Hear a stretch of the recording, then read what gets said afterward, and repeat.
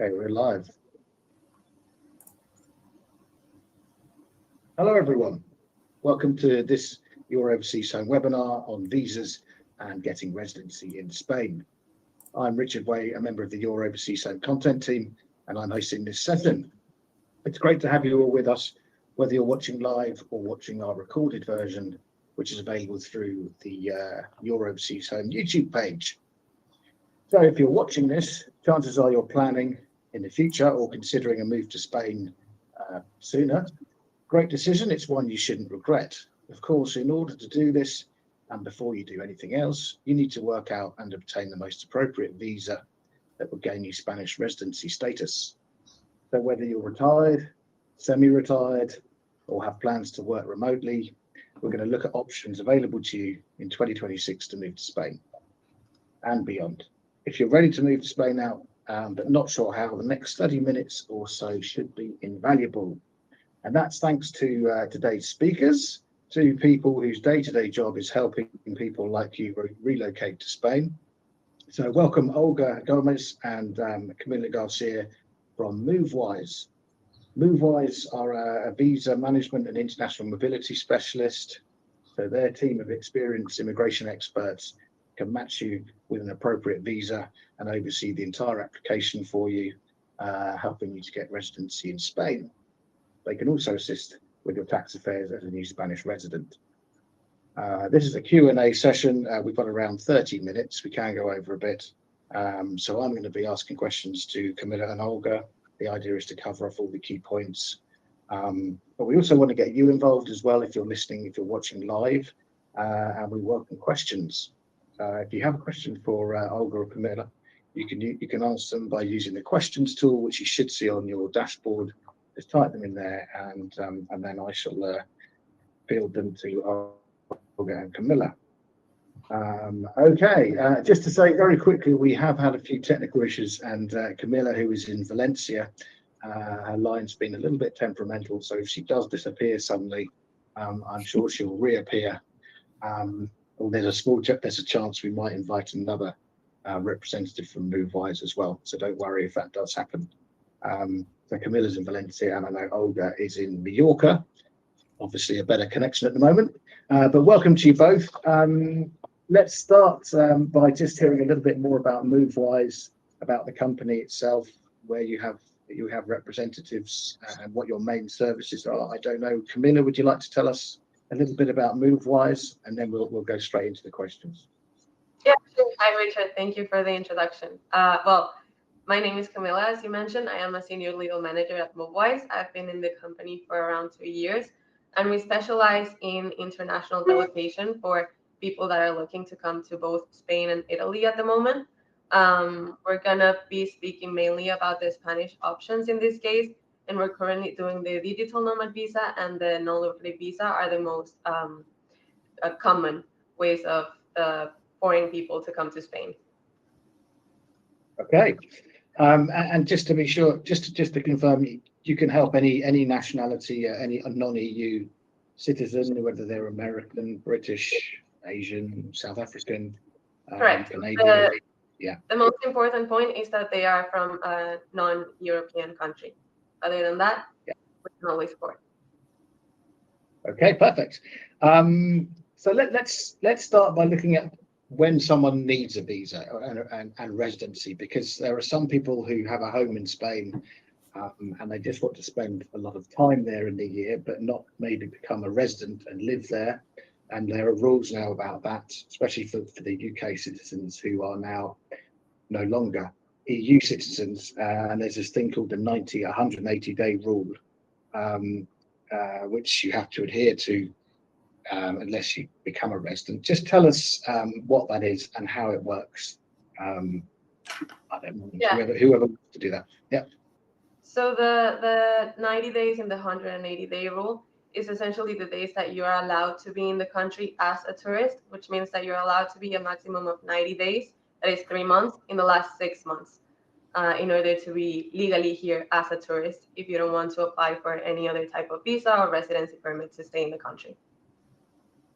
Okay, so actually you can spend 90 days is 3 months. and you can spend 90 days in a rolling 180 days. So you can actually spend up to 6 months in Spain in a calendar, in a rolling year without becoming a resident. You just can't spend 6 months in one chunk, one period, one single period. So that is an option for people. Okay.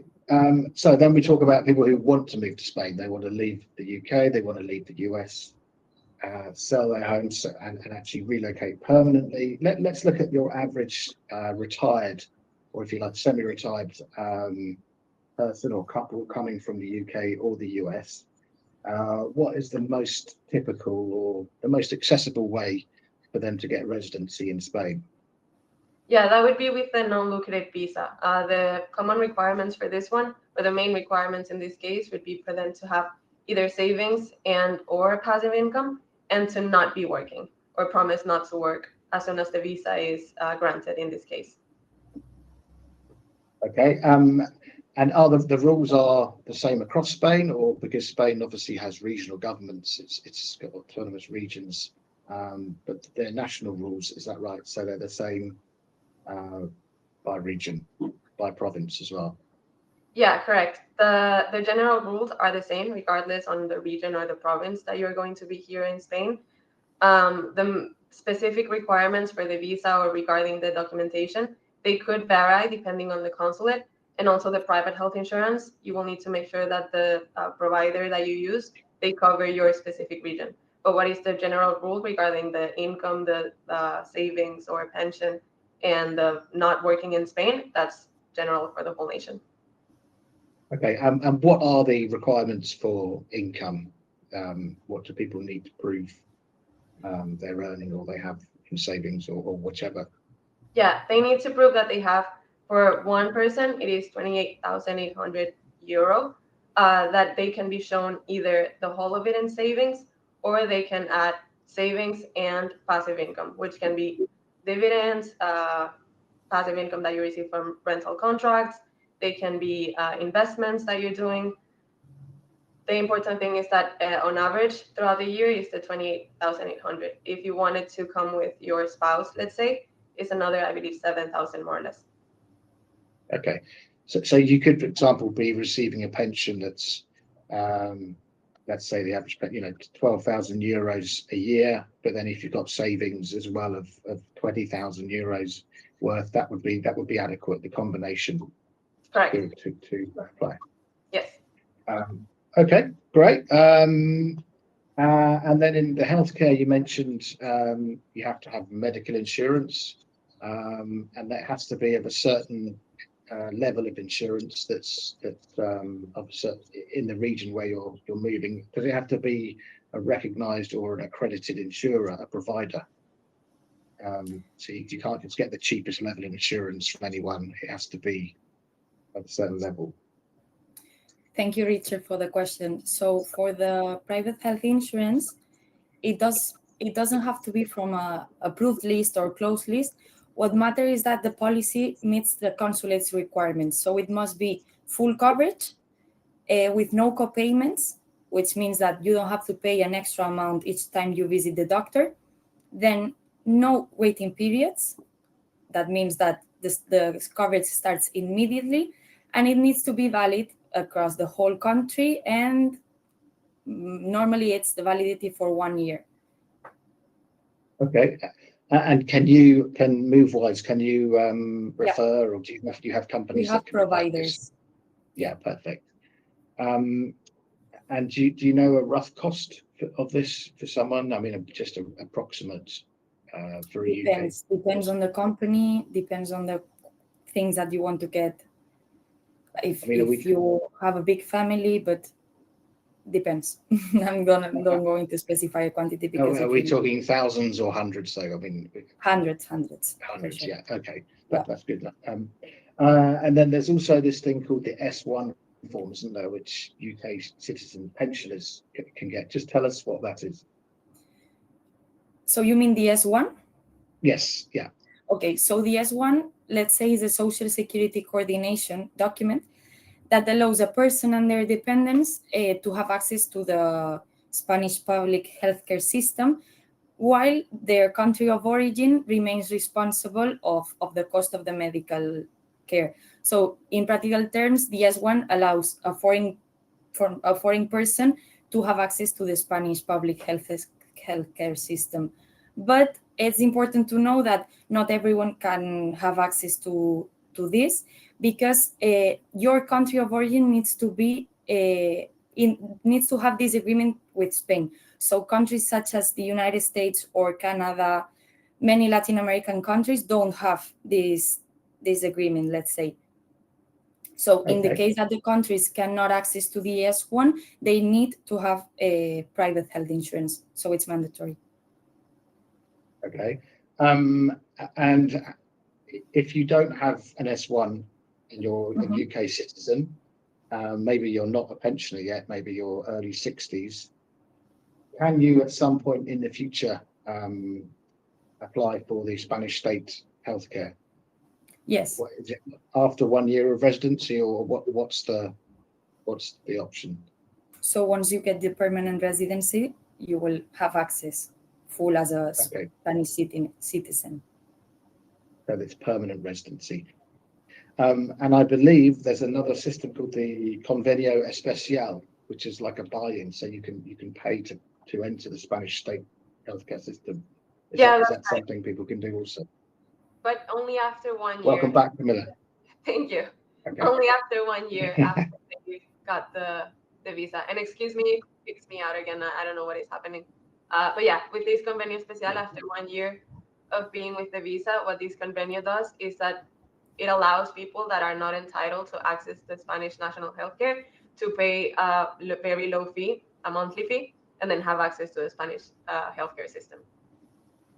Okay, and do you know the approximate cost of this? I believe for people that are under 65 is around €70 more or less, and for people that are over 65, 160. It was something like that the last time that I saw it. That's a month, is it? A monthly fee? Yeah. Correct. Yeah. Okay. And what do most people do? Just as we're talking about healthcare, most people, expats, when they go to Spain, do they use the state healthcare, or do they also take out private insurance? I've heard it's a combination often. People will take out a level of private health insurance because they want that reassurance, but they can also use the state healthcare.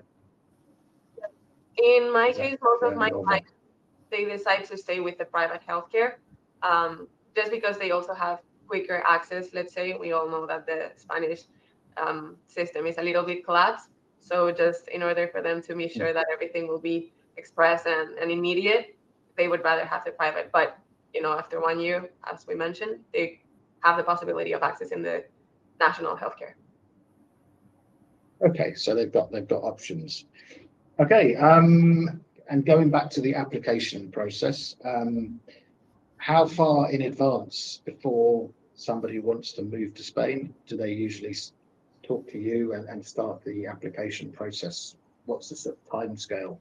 The time scale is usually 5 to 6 months, considering that we need a couple of months to prepare all the documents, gather everything, do all the necessary apostilling, the legalization of the documents, and the sworn translations. And then once they submit the application for the visa in the consulate can take up to 90 days to give the resolution.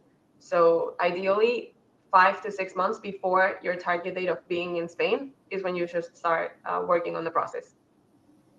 Okay.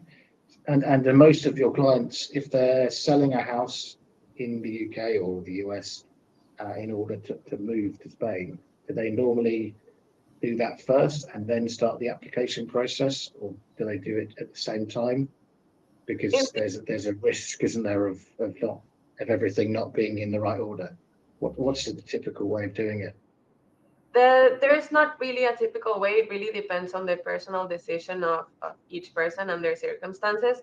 Of course, they have the option of buying the house first, and then once they're ready, maybe they're still working and they're planning on retiring a year from now. So they buy the house first, and then when they're ready to actually retire and come to Spain to live, they submit the application. We have clients that want to do it the other way around. They want to secure the visa first, and then calmly, once they are in the country, start looking for their houses or apartments. Of course, if the person is from New Zealand or Australia, most likely they will get the visa first and then come to Spain. Clients from UK, US, it varies. Yeah, because you can, of course, rent a property, can't you? Yeah. For your application, you don't have to own a property. You just need an address. Yeah. And let's look a bit closer at the actual process. So the journey of a client who comes to you, for example, they might contact you after this, watching this, and they've done nothing so far. What's the journey, the different steps involved in getting, and how you help people? Yeah, so the first step to have is an initial consultation with us so that we understand what their specific situation is at the moment and when would be the ideal target date to submit the application. And we try to work from like on a project basis, establishing a target date and then walking backwards throughout everything that needs to be done in the process so that we know exactly what needs to be done at which stage. Because again, we need to target the deadline for the documents that need the apostille and the translations. Once we have decided what this target date will be, then we start working and we work on the basis of knowing when the date is that we need to submit all of the documents. In this case, we usually have a checklist that we provide for clients. We explain how to obtain each of the necessary documents. We review all the documents that they are doing along the way, just so that we make sure that everything is correct and appropriate to submit in the application. And then we take care of organizing the whole application folder, if you will, so that then everything is ready for them just to print and sign and bring it to the consulate to submit the appointment. So you prepare everything, and then the client is still in their home country. So this is all done while the client is in back in the UK still, or the US, and then the application is presented, and then they get an invitation from the consulate. Is that correct? In their country? Yeah, more than an invitation, they need to schedule the appointment directly. So okay. On the target date that we have on when they want to come to Spain and so on. And then we help them prepare all of the documents together, review everything that is done along of the process. And then once everything is ready, we prepare the full folder just for them to print, sign, and bring to the appointment. Okay. And then what happens at the appointment? Do they keep your passport and then you get a stamp? Is that what happens? So at the appointment, one of the requirements is that you give up your passport. Again, they can take up to 3 months to review the application, and then once you have the approval, they will stamp the visa in your passport.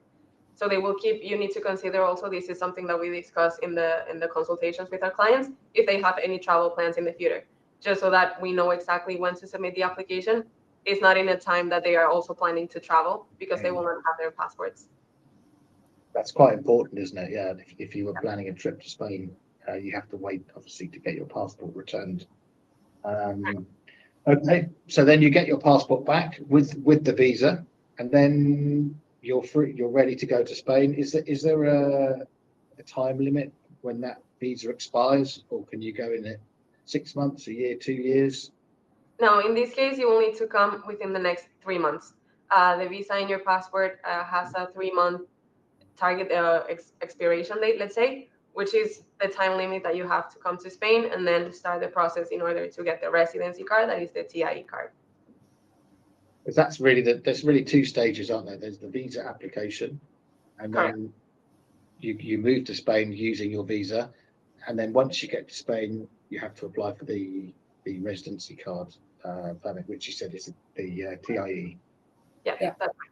And how do you get the TIE? What's the process for that? So once you get the visa approved, you can come to the country, but it's not your final residency step, let's say.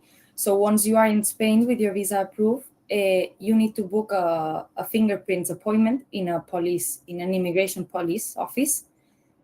Once you have the appointment, you need to register in the Padrón. The Padrón is a certificate, it's the register of where does a person live, in which town, in what street, so it's a registry of the address. This document is needed for a lot of processes in Spain, and is one of the steps of the process of getting the TIE card. So once you have the appointment for the fingerprints and you get the padrón, you need to attend to the appointment. There's a list of documents you need to provide in the day of the appointment. That's something that also we help our clients with. And then later, once the fingerprints appointment it's done, normally they are lasting between 3 weeks, 4 weeks to get the cards done. So after these few weeks, you need to get another appointment back to the police office and get the card. And once you have the card, that's everything. Okay, great. One final question, because we've got quite a few questions, and I want to just talk about the other popular visa you do, the Digital Nomad. So the first time you get your residency permit, it's valid for 1 year. I think that's correct. And then you renew it again after the first year. So is it a similar process? But obviously you stay in Spain when you do that. And then tell us about permanent residency, because that's really what you're trying to achieve, isn't it? 5 years of temporary residency, and then you apply for your permanent residency. Correct. Is that really? Yeah. Yeah, that's right. So you renew after the first year, you start the renewing process of the non-lucrative, and it's going to be renewed after for 2 years, and then 2 years until you reach the 5 years.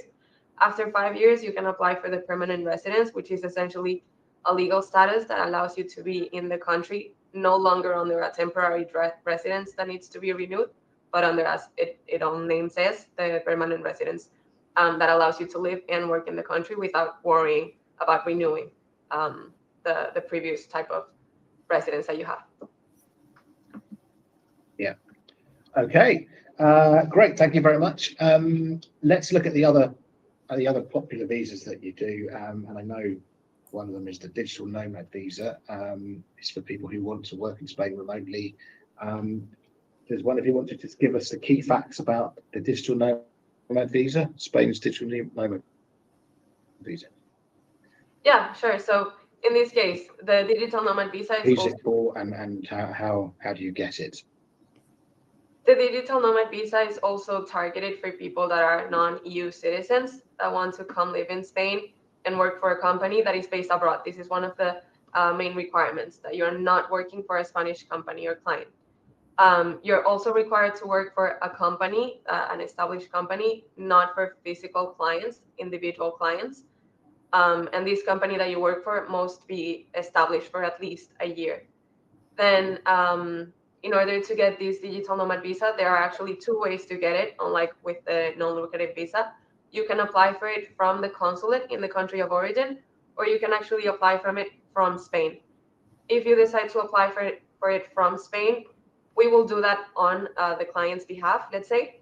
And depending on the personal circumstances and the validity of some of the documents, they could get the visa for 2 or 3 years rather than 1 year, which is the maximum time given from consulates. Okay, and do you have to have a minimum salary, a minimum amount of income to be eligible? Yeah.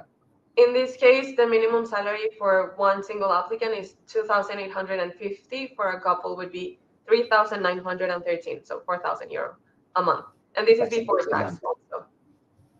Oh, okay, before tax, yeah. Okay, and are you doing a lot of these at the moment? These digital nomads, it's quite popular, I imagine. Yeah, very popular. We're happy to say we're very busy. Well, that's good to hear. Okay, and with the Digital Nomad Visa, is it something you can extend to family or partners, or is it only one person per application? Yeah, for Digital Nomad Visas, you can extend it to partners and children. Also, in some very specific cases, you can extend it to your parents if they are dependents on yourself. Again, this is specific situations that we will need to consult with the client and see if it's eligible in that case. And then the good thing also about the Digital Nomad Visa that is not an option for non-lucrative is that under very specific circumstances, you could include your children older than 18 years old. Whereas for non-lucrative visa, children that are older than 18 years cannot be added as a dependent. Okay, and just to confirm, you don't have to buy a property. There's no requirements to own a property in Spain. You can rent property and apply for their visa. The same with the non-lucrative visa. Yeah. Correct. Great. We've got quite a few questions. So let's look at those now. And the first one is from Gareth, and he's asking about the savings that you need when you make an application for a non-lucrative visa.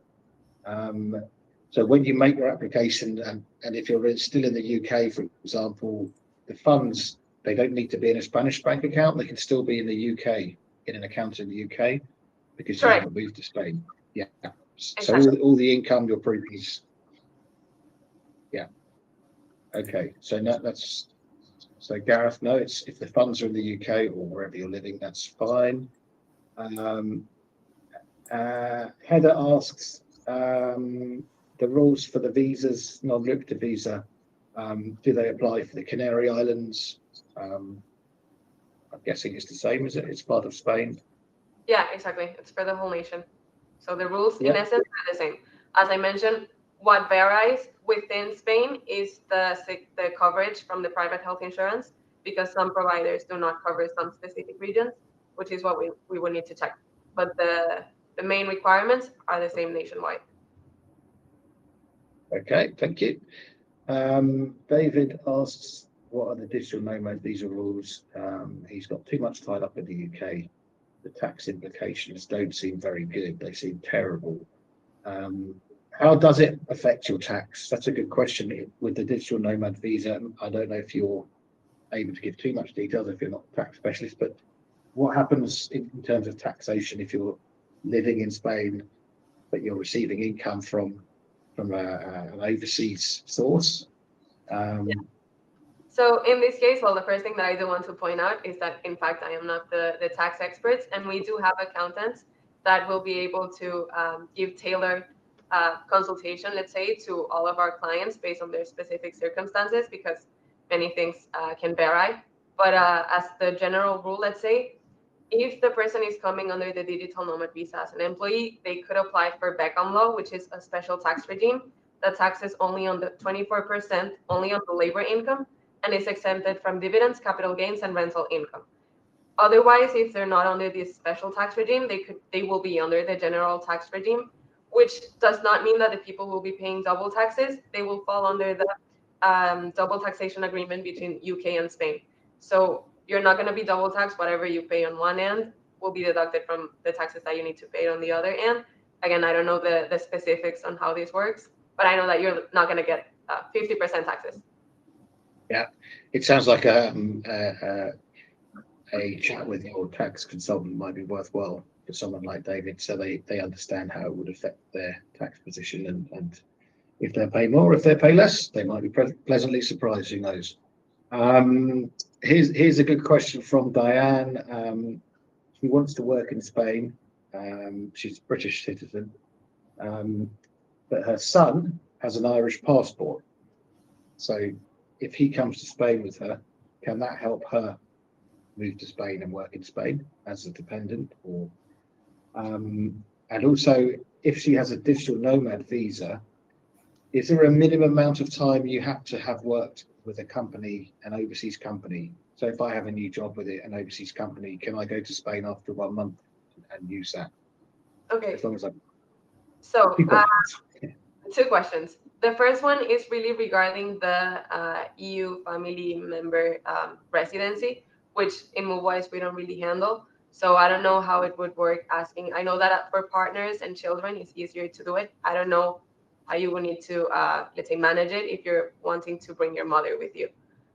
Regarding the second question of the time limit that you need to have with the company, you need to have an antiquity of at least 3 months working for this foreign company before applying to Spain.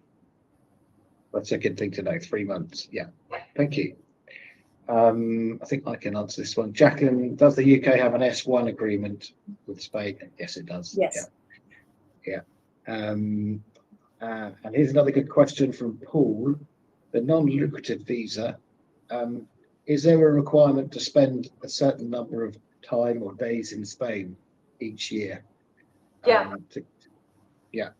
For the non-lucrative visa, you're required to stay at least 183 days out of the calendar year, so 6 months.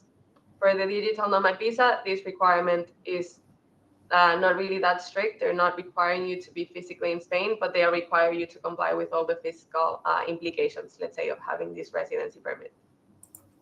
Yeah, okay. And of course, I guess if you spend more than 183 days outside Spain, you're going to be tax resident somewhere else, aren't you? Probably, yeah. Correct. Just to recap, Karen asked the funds required for the non-lucrative visa. So if it's for a couple, what was the total amount required in savings in income? If it's for a couple, it's 57,000 euro. If I'm not. 57,000 euros a year. Okay. Yeah. But again, they don't need to be all in savings. They can do passive income and savings. Okay. Thank you. I thought someone would ask this. Fees, of course, you don't do everything you do for free. So how do you charge clients? Do you have a fee structure? And I guess you have some kind of consultation first, and then how does it work?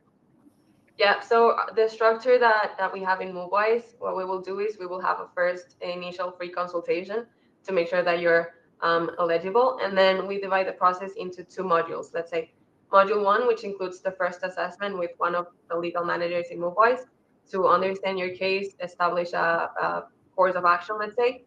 And then once everything is decided, we have a target date and we know what we need to do.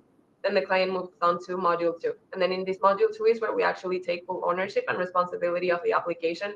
And we start with the full support and guidance throughout the whole process until the visa is approved. Okay. And I'm guessing there's a government fee, isn't there? Is there a set fee that the government charges to make the application, which will be the same for everybody? What's that for a non-lucrative visa? For the non-lucrative, this actually depends on the consulate. In the UK, it's usually around 500 euro per applicant. In the US, it's around 100 to 100, again, depending on the consulate. For the Digital Nomad Visa, applying from Spain, the fee is 73.26 euros per applicant. Oh, wow, not bad, yeah. Yeah. Okay, and a final question from Alfred. When you're waiting for your visa, let's say non-lucrative visa, to be approved at the consulate, can you go to Spain in that time and wait there for it to be approved? Or no, because you won't have your you can go passport. as a tourist, or Remember that that's they a will good point. your passport. Yeah. Yeah, of course. Yeah, you won't be able to. Yeah, not legally anyway. Yeah. Okay. We are over time, and lots of great questions. That's been really good. Thank you, everybody, for those. And of course, thank you to Olga and Camilla from MoveWise. Really appreciate you giving up your time and providing us with such interesting and useful information. Do make use of MoveWise and their team, people like Olga and Camilla.